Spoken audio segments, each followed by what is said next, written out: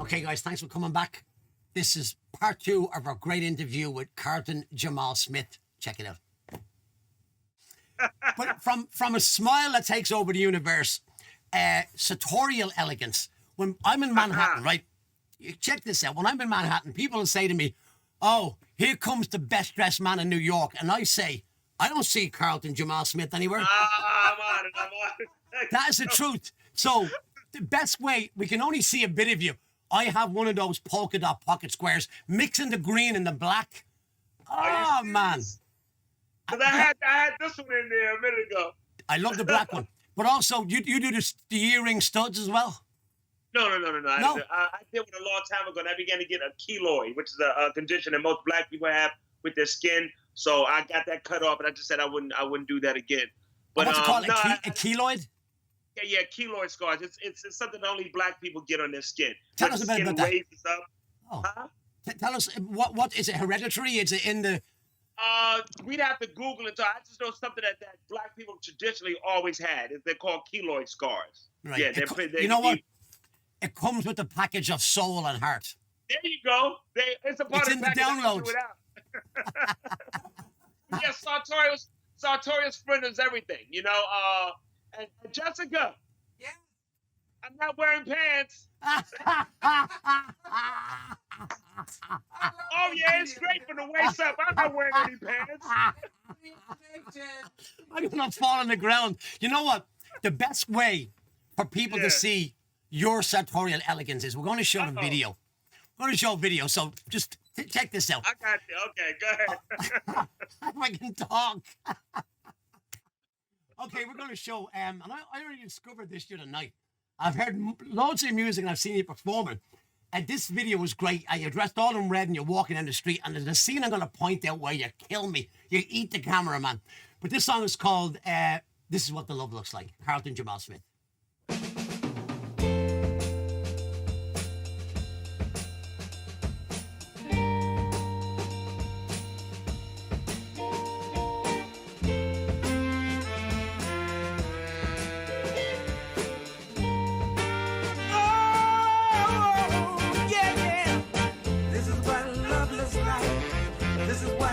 Looks like.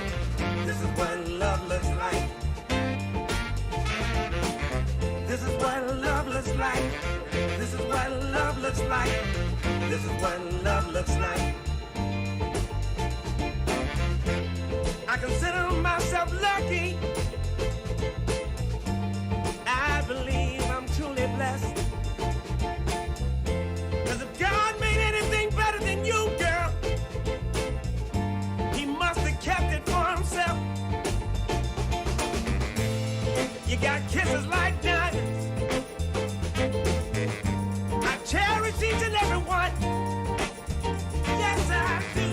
You got a smile like the morning sun. Loving you was the greatest thing I've ever done. You see, this is what love looks like. This is what love looks like. This is what love looks like.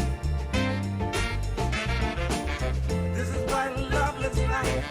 This is what love looks like. This is what love looks like. It's more than the love that we make. It's all about the love we create. It's the many million ways in which you show me that you care. What we share and rare, and it makes us a great pair. Girl, you make me feel like a man amongst men. You make my heart glow from deep within. Yes, you do. And that's why I wear my heart on my sleeve. Someone as precious as you, it's kind of hard to believe. Oh, yeah. You know, sometimes we have to ask ourselves, what are we willing to sacrifice for love? Is it fame? Is it fortune? Because love is just so much greater than all those things. This is what love looks like. This is what love looks like. This is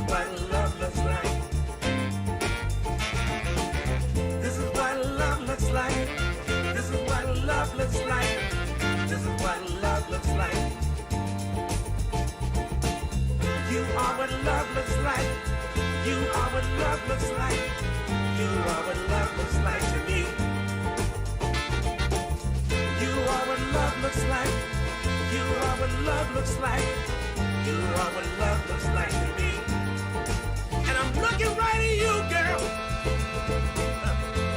I love only you, girl. You're the greatest thing I've ever done. The greatest thing I've ever seen. I love only you. Let me say it again. I love you. Please don't leave me. I love you, love you. Love you, love you. I love you.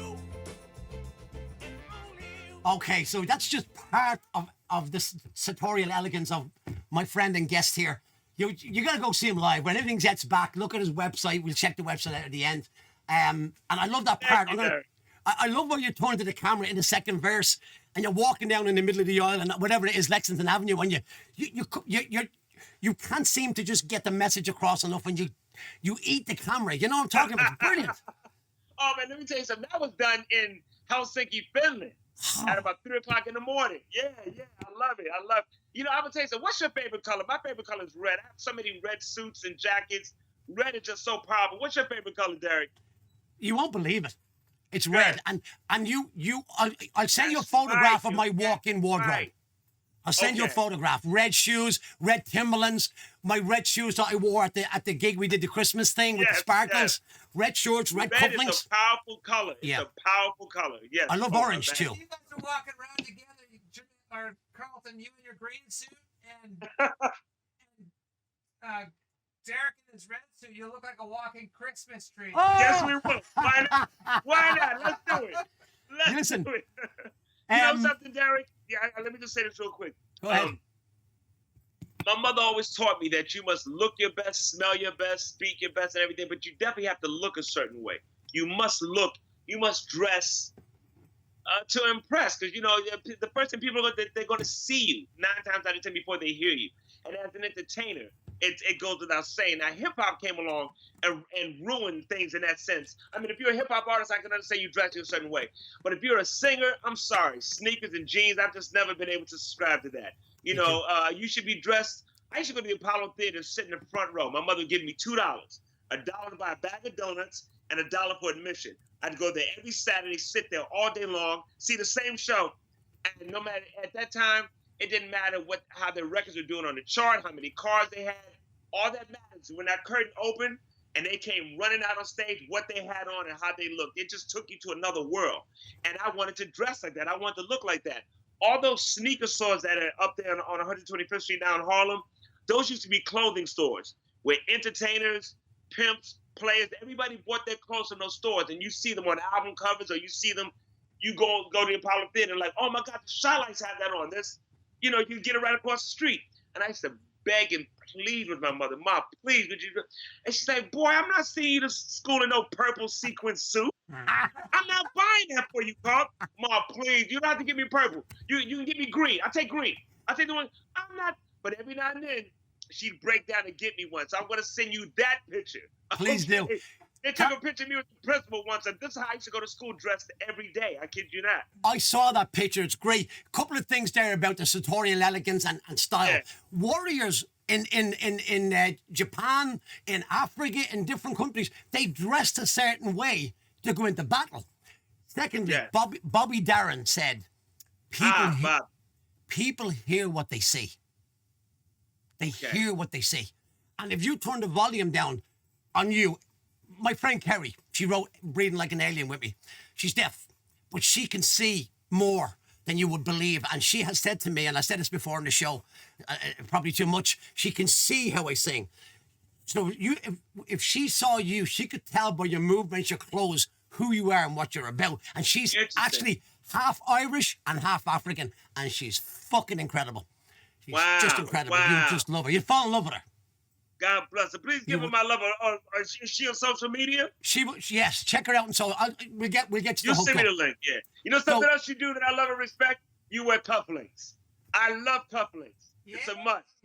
I just don't have any on right now. It's a must. But I like the fact that you're going for the non-cuffling look, which also screams cufflings. If you get me, it's like I say about pumps. You know, stiletto pumps. The sexiest part of a woman's stiletto pump is what's missing. A good what's point. missing. You're right. That's where the arch is. But yeah, this is like don't get me going here. Shirt. All right, let's get to America. Let's get it cracking. I got two quotes. One is from you. One is from you, and one is from James Baldwin. So you're in good company. Okay. James Baldwin said, to be African American is to be African without any memory and American without any privilege. That's what James Baldwin said, and he was a fucking genius. Now, he used to live 3 blocks away from where I'm at right now. There you go. And to Roy quote Ayers now lives in that apartment. Who does? I'm sorry. No, Roy Ayers. Oh, wow. He's still going. Brilliant. Yeah. You, Carlton, said, I've been black in America 3 times. First as a boy, first as a baby, second as a boy, and now as a man. Yeah. So I'm going to quote that James Baldwin one again. To be African American is to be African without any memory and American without any privilege. What are your feelings on that? He's so true. You know, when I keep looking at the sign behind it that says, "What is America to you?" and I thought about that. I'm like, you know, first of all, I love my country. But then again, I've been privileged to go to a lot of different countries, and I find stuff that I love in all of them. So basically what it boils down to is I love people. They're wonderful people all over the world. Yeah, you're going to meet a couple of assholes, but for the most part, people are wonderful all over the world. I agree. You know, now Yeah. America is like that beautiful woman who you just love and can't live without, but she can be, and no offense, ladies, but she can be such a bitch sometimes, or she can do some shit that does some shit and just like, come on, why would you do that? And you know what? I'm not even going to put it off. I'm not going to just say woman. That could just be a person. It's like, I love you, man, but why would you do? You know that's wrong. You know you shouldn't have done it. Why would you do that? How do you justify that? Which leads us to this era we're in right now with Trump. If I may, am I allowed to say his name? You can say what you want. We edit nothing. Okay. Which is like right now the way we are with Trump. Okay, you want to follow him, you want to believe in him, or you want to vote for him, whatever. But don't tell me he's a good guy. Don't tell me that as a person. Because if somebody in your family had the same temperament or personality, you wouldn't invite them to the cookout. If the guy in the corner store acted like him, Trump couldn't run the Gap if he was like that.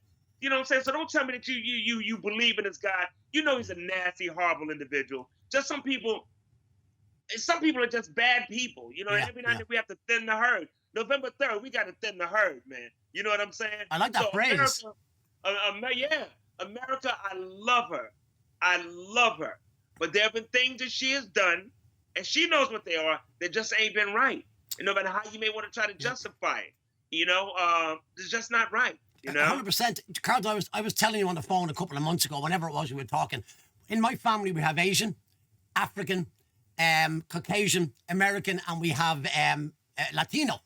And we have very close family who are gay. And we love them all because the people, what you just said there was great. People all over the world, I love them, and that's who you are. Yeah. So and within that, most families have that in it. They just don't want to admit to it. Don't Or admit they may not know about it.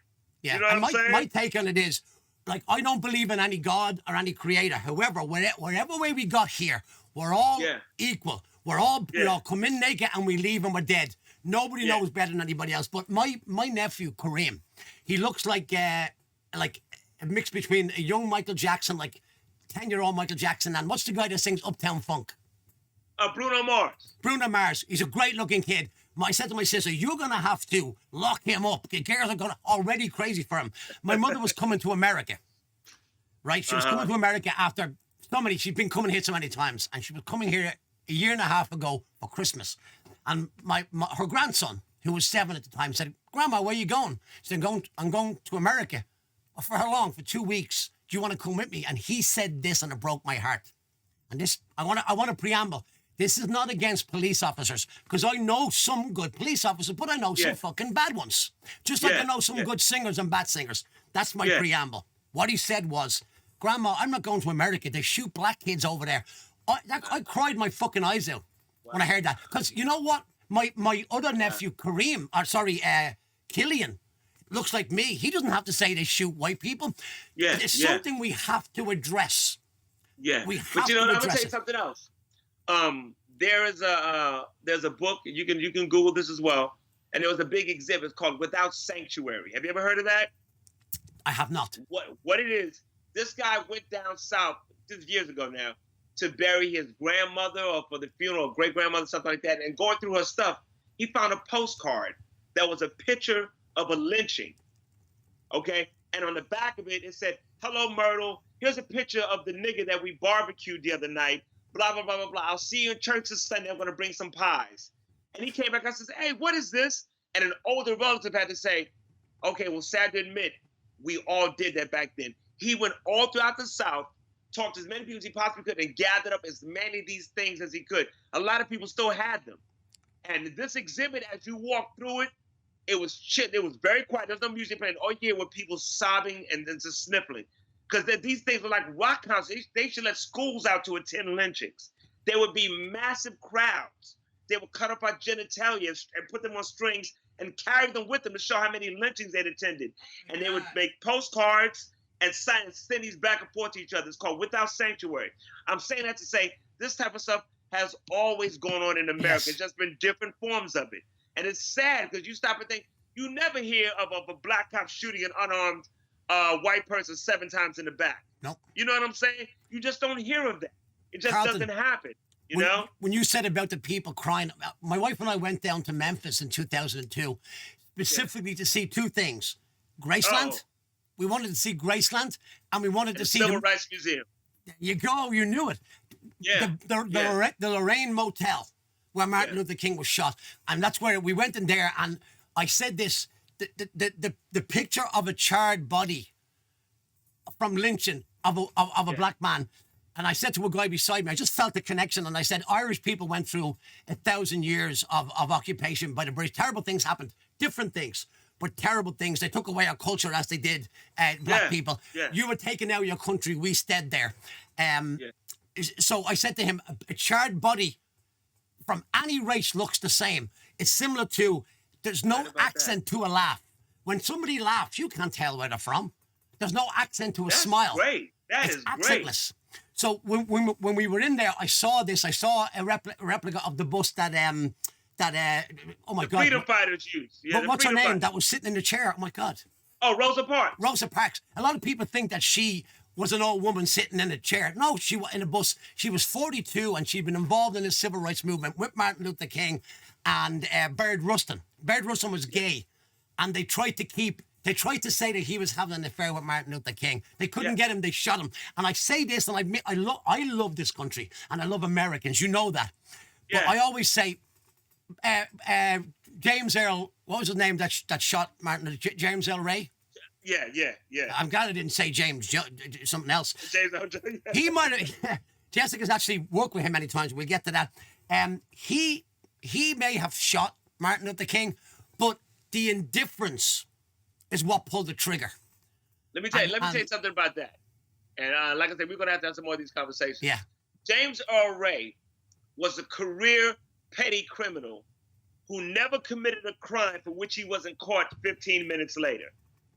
So how does a petty criminal like him kill one of the most important people of the 20th century, leave his blanket and his radio with his name on it and a rifle right next to right out in the open in front of the storefront, and then winds up all the way in London, England, and has to be extradited back? James Earl Ray did not shoot Martin Luther King. We'll leave it at that, and we can talk more about it later. Absolutely. He never committed a crime. He wasn't caught 10 minutes later.